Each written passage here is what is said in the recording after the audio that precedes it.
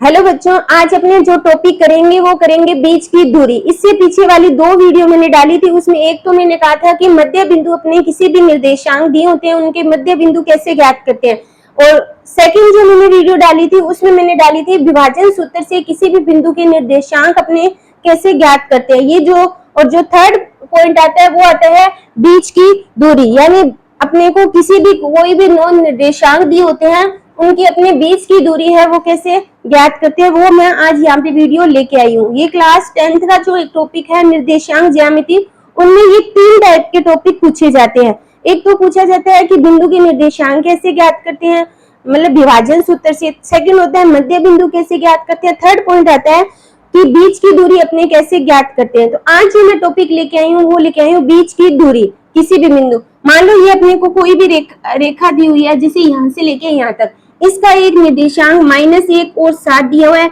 Second इसका दिया हुआ है 4 और -3। ये ए है और ये बी है। क्वेश्चन में अपने को कहा है ए बी के बीच की दूरी ज्ञात करो, बीच की दूरी। ठीक है, अपने को ये क्वेश्चन दिया हुआ है कि ए और बी बिंदु के बीच की दूरी ज्ञात करो, तो उसको अपने कैसे करेंगे वो आज अपने यहाँ पे कवर करेंगे, इसलिए मेरे साथ वीडियो तक अंत तक वो करना, जुड़े रहना।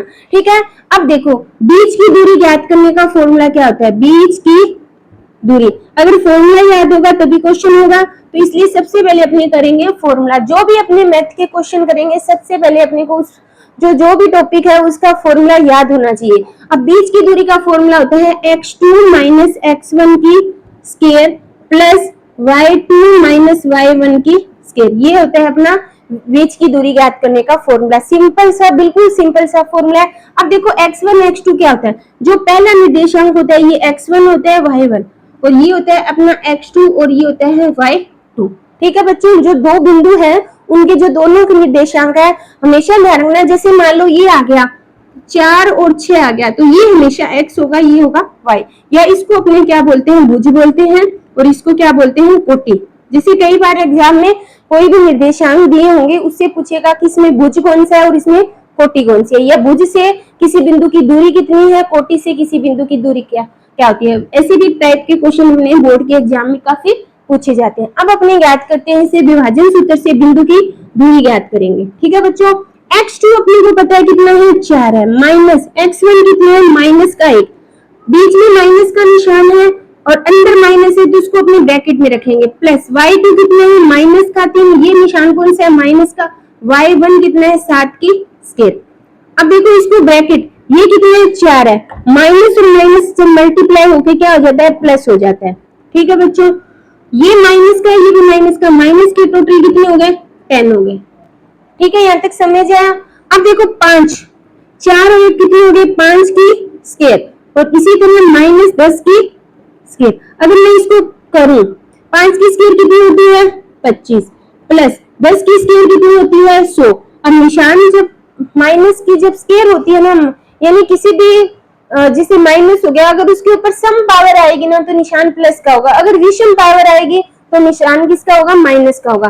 तो कितना हुआ, 125।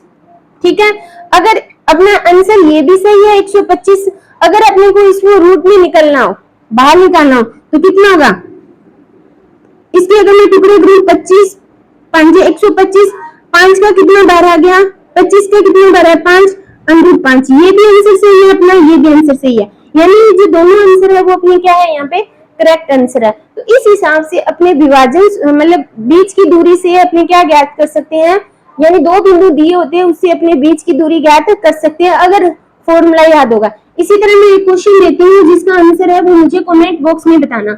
4 और 3 और 6 और 4 दोनों के बीच की दूरी, जो इसका आंसर है वो मुझे कमेंट बॉक्स में बताना है कि इसकी बीच की दूरी का आंसर है वो कितना आएगा। ठीक है बच्चों, तो इस प्रकार अपना ये छोटा सा टॉपिक था, बीच की दूरी कैसे ज्ञात करते हैं किस।